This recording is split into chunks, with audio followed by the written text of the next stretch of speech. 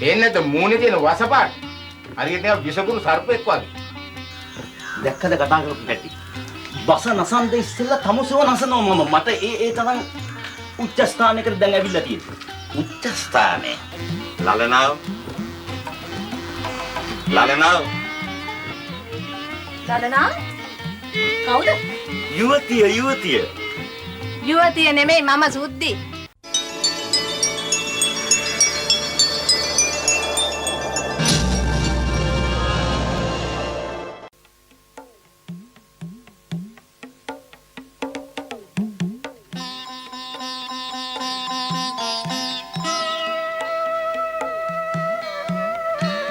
තමාගෙන කුරුතුමා මේ දැන් කවුද මෙයා මරණයි කියලා කිව්වේ? හෙලය සහෘදය හෙලය. හෙලය. ඉතින් පොලිසිය ඇන්ටිකක් දැම්මේ නැද්ද? බස නසන්නාට නීතියෙන් දෙන දඬුවමට වඩා සමාජයෙන් ලැබෙන දඬුවම බරපතලයි සහෘදය. සමාජයෙන් කොහොමද බරපතල වැඩේ තු දඬුවම් කරන්නේ? ඒකට ඉතින් හිරේට යවන්න එපා. මීට වඩා තවත් සිරගයක් කොයින්ද සසරේ? හිරගේ කිව්ව මගේ වාඩියටද? නැත සහෘදය. ලෝම සිරගේකි. මොනවා කියනවද කියලා දෙයියෝ තමයි දන්නේ. අනම්මනම් කතා කර කර හිටියොත් වැඩේ දිග් ගහනවා. ඇනන් දෙකේ නවතිනවද කියලා අහන්නකෝ. වැඩේ ඉවරයිනේ. දැන් මේ දෙන්නම් මෙහෙ නතර වෙනවද? අදහසේ සේමයි. හැබැයි ඉතින් මිනිමරුව නම් මට මෙහෙ නතර කරගන්න බෑ. තරහ වෙන්න එපා. මිනිමරුවන් සමග මගේද කිසිම ඇසුරක් නැත. දැන් ඔය එහෙමනේ කිව්වේ මෙයා මිනිමරුවෙක් කියලා. බසනසන්නා මිනිමරුවෙක් නොව ඊටද වඩා භයානක පාපතරයකි. ඇඳන් දෙක ඔය තිබිච්චාද? කරුණාකරලා යන්න. තමුසෙකුගේ අපබ්දංශ කතා හින්දා හම්බ වෙන එකත් හම්බ වෙන්නේ නැහැ ඔය. ඒ කෙහෙල් මල් උගත්කමට වැඩිය හොඳයි මං වගේ වචන අහුලන් කතා කරනවා. ඔබේ අදහස අප වෙත සයනාසනයන් පවරා නොදීමටද? කවුද කැමති බලෙන් අමාරු වැටෙන්න? නොබ අප වෙත පවරන්න. નિયમિત දිනයන්හි ගාස්තු ගෙවීමට පොරොන්දු වෙමි. අපි වංචනිකයෝ නොවෙමු. වංචනිකයෝ නොවෙන්න පුළුවන්. ඒ වුණාට සගය මිනිමරුවෙක් කිව්වන් පස්සේ කවුද කැමති වෙන්නේ මිනිමරුවන්ට නවත්තන්න දෙන්න? මගේ සහෘදයා බසනසන්නෙකු මිස මිනිමරුවෙකු නොව. බසනසන එක මම දන්නේ නැහැ. පේන්නේ නැද්ද මූණේ තියෙන වසපාට? හරියට නිකන් විසකුණු සර්පෙක් වගේ. මේ වාසු නැහැ. වාසු නැහැ? නෑ. මේ මම ඇවිල්ලා මේ ඔය හිතන විදිහේ මිනිස්සෙක් නෙමෙයි මම බොහොම අහිංසක මිනිහෙක්. බලන්න මේ තියෙන අහිංසකකම් මගේ. මෙයාට ඉතින් අහිංසකයි කියනවනම් අලව් යකාට මොකද්ද කියන්නේ? බලනවා ඉතින් තමුසේගේ කතා හින්දා මම මෙතන යකාටත් ඇඳන්නේ දැන්. යකාර්ත්‍යම් මොකාට ඇඳත් මේ දෙන්නෙකුට නවතන් දෙන්න විදියක් නැහැ. ඒ කියන්නේ මගේ සගයාට මෙහි නවාතැන් දීමට නොහැකි බවද? සගයතියා මොකා වුණත් ඔය කතාවල හැටියට මේ හරියට නිකන් බෑ මුර්ගෙක් වාගේනේ. නැත. මොහු මාගේ හොඳ සහෘදෙකි. ඒ කිව්වේ? ඒ කිව්වේ මොහු අගනා මිතුරෙකි. උනාවලොත් ඉතින් එක ඇඳන් තියෙන මම්මක් කරන්නේ. නොහැකිද මොහු වෙනුවෙන් සයනාසනයක් වෙන් කර දීමට? ඒකට ඉතින් ඉඩක් තියෙන්න එපායි.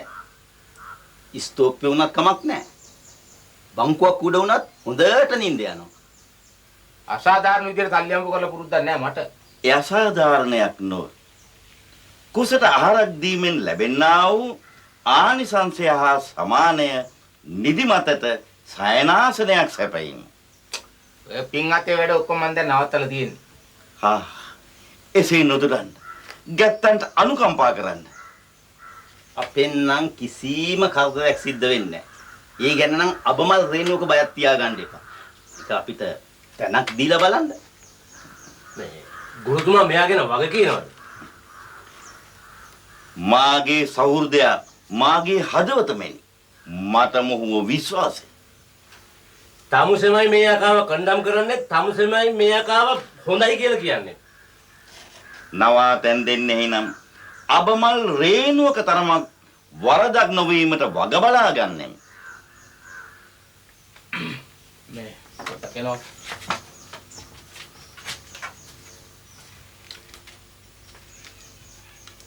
මේ දැක්කද කතා කරපු හැටි? බස නසන්ද ඉස්සෙල්ලා තමුසෙව නසනවා මම. මට ඒ තරම් උච්ච ස්ථානයකට දැන් ඇවිල්ලා තියෙනවා. උච්ච ස්ථානය. යකයි කිව්වා I am not a devil. Short එක ගහුවට ලොං ස්කාලයකට වගේ තත්ත්වයක් තියෙනවා මට. මට වේදනාවයි බුතෝ ඔය විදිහට කතා කරනකොට. ඉවසන්ද මෙන්ටල් මහත්මයා ඉවසන්ද. මේ ඇඳන් ඉන්න කොට කලිසම නිසා තමයි යකෙක් වගේ දැකලා තියෙන්නේ. ඇව් වින්සන් කාර්යයා ඉංග්‍රීසි පත්තරේ දැම්මයි කිව්ව දැන්වීම මේ අක්කු කොහොමද කියවලා තියෙන්නේ? මුන් ඒතර වැදගත් මිනිස්සු නෙමෙයි. නෑ සයිමන් නෑ. අර රැවුල් කාර්යයට වැඩිය ගොඩාක් වෙනස් අර කොට කලිසම් කාර්යය. ඌ ටිකක් ඉංග්‍රීසි ඉගෙනගෙන තියෙනවා මං හිතන්නේ.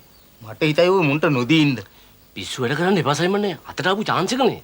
chance එක වගේ දර එක කතා කරන භාෂාව මෙලොවකට තේරෙන්නේ නැන්නේ. උත් ඒ කතා කරලා පිළිබහන්නත් බෑනේ. ඉතින් ඒ වෙලාවට සයිමන් නෑ නිකන් වෙන වැඩක යෙදිලා ඉන්නවා වගේ පෙන්වන්න. නැත්තම් අහක බලගෙන නිකන් ඉන්න. මොනව කරන්නද ඒක ඇන්දනේ තියෙන්නේ. මේ මම කියන්න සයිමන් නෑ. අර කොට කලිසම් කාර්යව අපි බිම බුදි කරමු. කැඩිච්ච බූරු වෙනකට ගෝණියක් ගහලා දෙනකම් විතරයිනේ. කැමති වෙයිද? අකමැති වෙනකන් නෑ මගේ හිතේ. ඒක තමුසේ කියන්නේ මේ නවතෙන් දෙන්නයි කියලා. ඉතින් වෙන කවුරු හරි නාවුත් මොකද කරන්නේ? ඒකත් ඇත්ත තමයි. එහෙමනම් ගාන පොට්ටක් වැඩියෙන් කියනවා. කීයක් විතර කියන්නද කල්පනා? රුපියල් 60ක් කියනවා. මොන පිස්සුද අතින් පාඩු කරගන්න හදන්නේ? පාඩුවක් නෑ නේද? ඒකේ බිමනේ. ඉතින් ඒ දවස් දෙක තුනකට විතරයි සයිමන් නේ. ඈ ඒ තමුසේ කියන්නේ කීයක් කියන්න කියලා? මම කියන්නද? රුපියල් 75ක් විතර කියමු. සයිමන් නෑ 70ක් ගන්න. මට 5ක් දෙන්න. අය මට කසනවටද? මොකද සයිමන් නෑ. මම නෙමෙයි මේ chance එක මෙහාට අරගෙන ආවේ. අරු බැහැ කියලා දුවල යද්දි මගේ වැඩත් පාඩු කරගෙන මම නේ උන් දෙනවා මෙහාට ගෙනාවේ. ඈ ඉතින් 5ක් දුන්නාට පාඩුවක් වෙන්නේ නෑනේ සයිමන් නෑ. 5ක් දෙන්න තමුසේට? ඔව්. වාඩිය කාගේද? මගේද තමුසේගේද? හරි හරි. වාඩිය සයිමන් නෑගේ තමයි. අකමන්නේ මට 2.50ක් දෙන්නකෝ. 2.50? ඔව්. දෙනවා බෙල්ලට දන්නවා 2.50. නවාතෙන් පහසුකම් දෙන්න පුළුවන්. හැබැයි ඇඳකට රුපියල් 75යි. දෙන්නගෙම මාස 6ක ඇඩ්වාන්ස් උනේ 75 ගන්න දෙකක්. ඔව්. එතකොට කීයද හරිදාස 75 ගන්න දෙන්නගෙම 150යි මාස 6කට 150ව 6ක්. ඔව්. 150යි 300යි රුපියල් 900නේ. 900. අපි සූදානයි. බොවිතු මේ ඉතුරු ගන්න බැරි මෙහෙ නවතින්න ආපුවම මේ එකක් තියන්නේ මේ ගෝලයාට දෙන්න පුළුවන් බිම තමයි. මොකද ඇඳන් දෙකක් තිබුණා. ගියේ සුමානේ ග්‍රාම සේවක රාලහාමි ඇවිල්ලා නැවතුණා. එතකොට මම බිම දවස් දෙකක් බිම ඉන්න වෙයි. මිහි මත සැතපෙනාටත් අය කිරීම රුපියල් 75ක්. නෑ මෙහි මත සැතපෙනවා නම් ඊට වැඩි ලොකු ගාණක් ගෙවන්න ඕනේ. වැඩි. මේ ස්තූපයේ බිම ඉන්න හින්දා ඔය ගානට අපි කතා කරුවේ. මොකද මේ බూరు වෙනකට ගෝණියක් ගහලා දෙනකම්.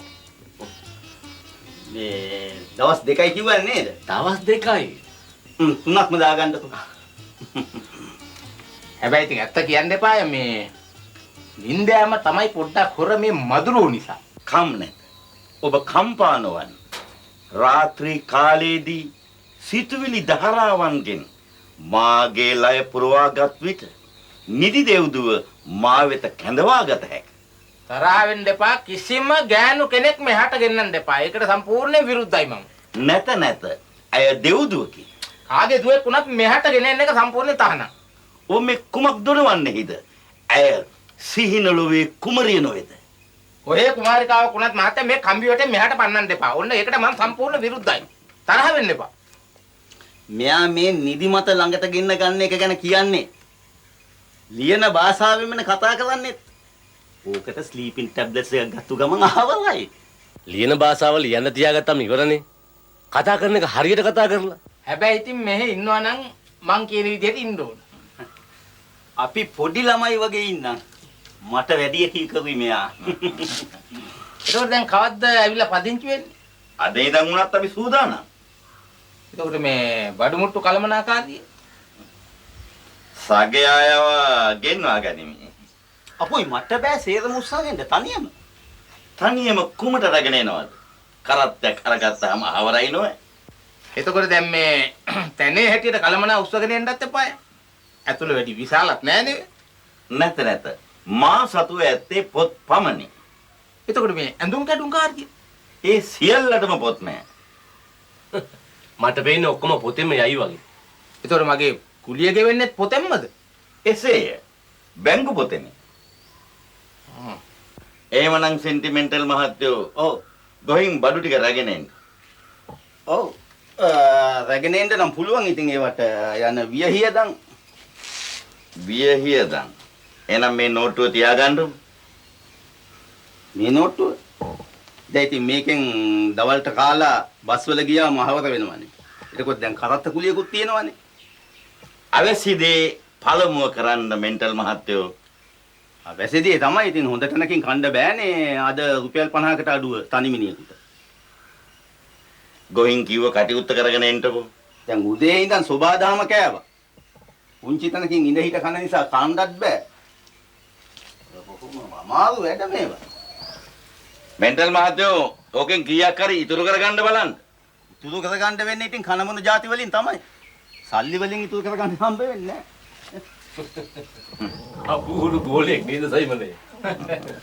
එයාගේ හැටි ඔහොමම තමයි.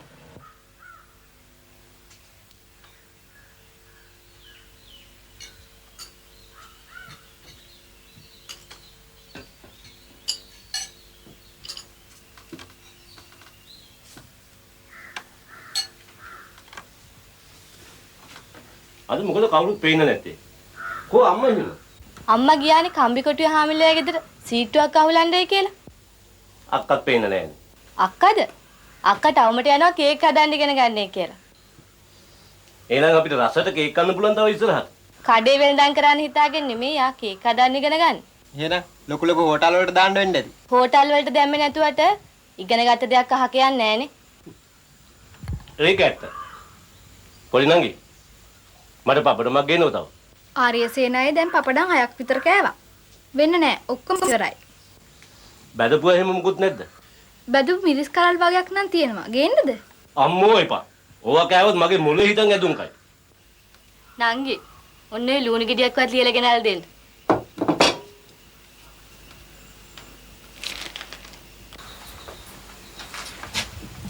ඇයි බත් කන්නද? නෑ මම මේ පොඩි ආරංචියක් දැනගන්න. මොනව ගැනද? මේ හරිය ඉස්පිරිතාලේ වැඩ කරන කෙනෙක් නතර වෙලා ඉන්නවද? ආර්යසේනයි වාඩි ඉන්නව නේද? ඔව් ඔව්. මේ මොකද්ද නම කිව්වේ? මේ විමලසේන කියලා. අර රතු උසහදයනේ. ඔව් ඔව් ඇටෙන්ඩන්ට් කෙනෙක්. මේ එයාගේ පවුලද?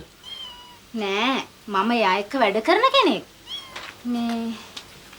මේ එයා පවුලේ එක්ක නේද? ඇයි මිනිහා පවුලද නැහැ කියලා කිව්වද? නෑ. එයා වැඩ කරන කට්ටියට කියලා තියෙන තනි කඩේක් කියලා.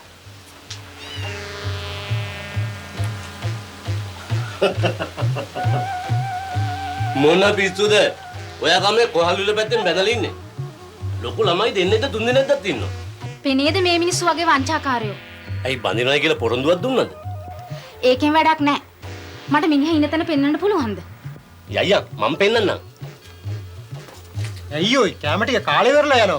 කාට හරි ගින්නක් දෙන්න දෙනවා නම් තමසනේ බඩ පිරුන් නැතත් කමන්නේ. ගින්නක් දෙන්න නෙමෙයි ඔය මං හදන්නේ. මේ මිනිස්සුන්ට දීලා තියෙන ගින්න නියලා දාන්න. එයා මේ බෝඩින් වෙලා දින්නේ. ඔව් අපිත් එක්කලා තමයි නැවතිලා ඉන්නේ. මේ කෙනාගේ හොඳ යාළුවෙක්ද? යාළුවෙක් වුණත් ඔය වගේ බාල වැඩ කරන මිනිස්සු මට අල්ලන්නේ අනේ මට ඉක්මනට යයින තර පෙන්නනවද? යයියා මම පෙන්නන්න යා. යයියා. බලන්නන්ගේ මේ අකා ඕනේ නැති වැඩ කරන කරගෙව්වේ. ආර්යසේනයි ඔහොමම තමයි. කාගේ හරි ගින්නක් දැක්කොත් පැන පිදුරු දානවා. දැන් ගිහිල්ලා මොකක් හරි ගිනි ජුබ්බරයක් පෙන්නනවා. ඔය ඉතින් කන කෑව ටිකක් දාලානේ ගියේ. කෑම කනට වැඩි බඩ පිරෙනවා මේ වැඩේ. වාඩි ඉන්න එපාම කරපු මිනිහා ඔය මිනිහා. නංගි කියන්නේ අපේ බේකරියේ මුදලාලි හාමිනෙත් එක මරාගත්ත ඔය අකා දීපු ගින්නකට. අපි නම් කියන්නේ ගිනි ගෙඩිය ආරි කියලා.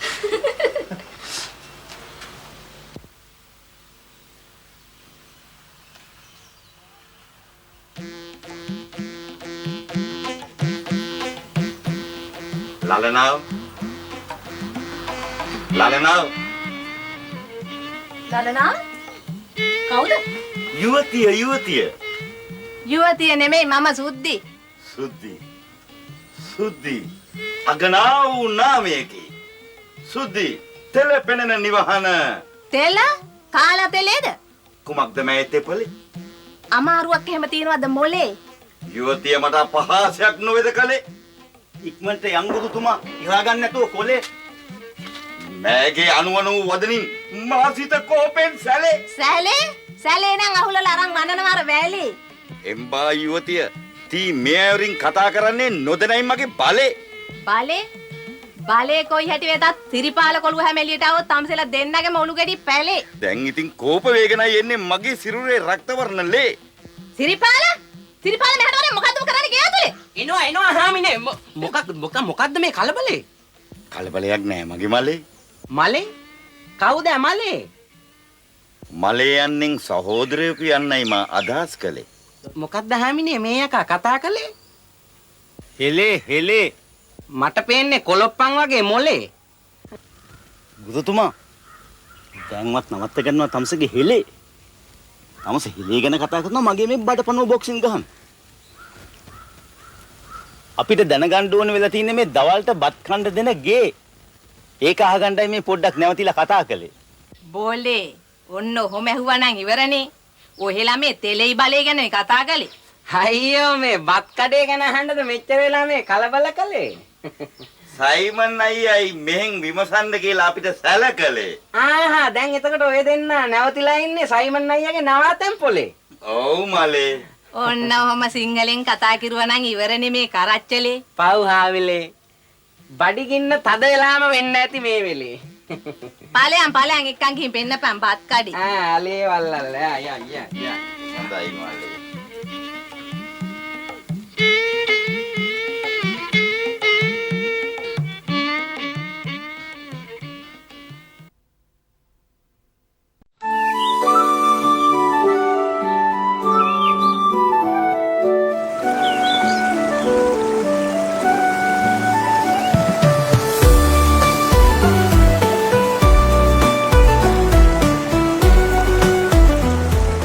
ඔබ සොයන තැන මෙතන tree nature resort.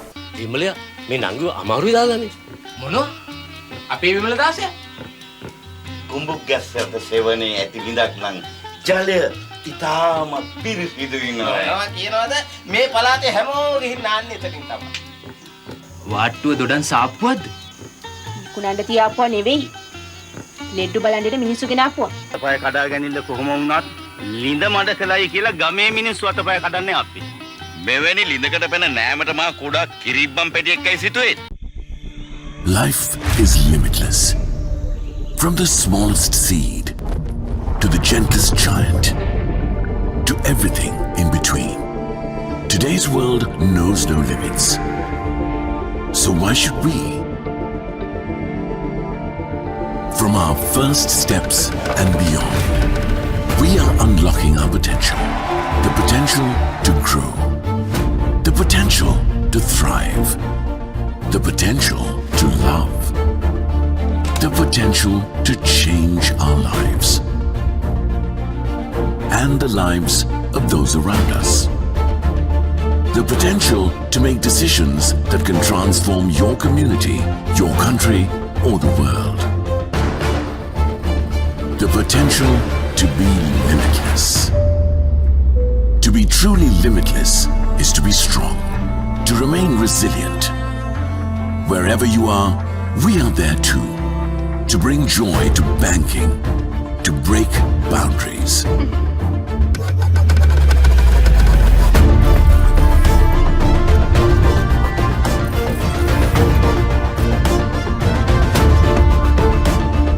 Outside of business, we are focused on building a better world, a better society, a society that can be limitless. Take that first step to being limitless. Find joy in being limitless with HNB. HNB.